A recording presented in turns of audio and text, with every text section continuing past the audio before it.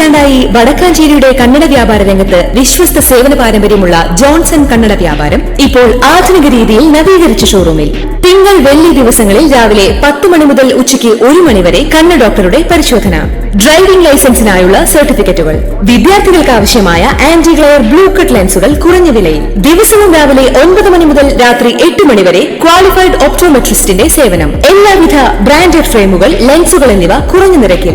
Johnson Kannada വ്യാപാരം, John's tower, divine ആശുപത്രിക്ക് എതിർവശം, Vadakkanchery. Phone 94963474. ഇരുമുടിക്കെട്ടുമായി ശബരിമലയിൽ അയ്യപ്പ ദർശനം നടത്തി ചാണ്ടി ഉമ്മൻ MLA. ഇത് 2ാം തവണയാണ് താൻ മല കയറുന്നതെന്ന് ശബരിമല ദർശനത്തിന് ശേഷം ചാണ്ടി ഉമ്മൻ മാധ്യമങ്ങളോട് പറഞ്ഞു.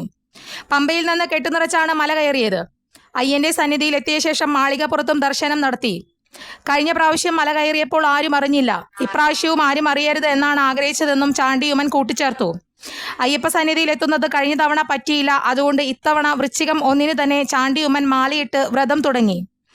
Wayanad DCC general secretary Rajesh Kumar, Alappuzha youth Congress ജില്ലാ സെക്രട്ടറി ഗംഗാശങ്കർ എന്നിവർക്കൊപ്പമാണ് അദ്ദേഹം മല കയറിയത്. കഴിഞ്ഞ ദിവസം രാത്രി 8 മണിയോടെ MLAയും സന്നിധാനത്തെത്തി.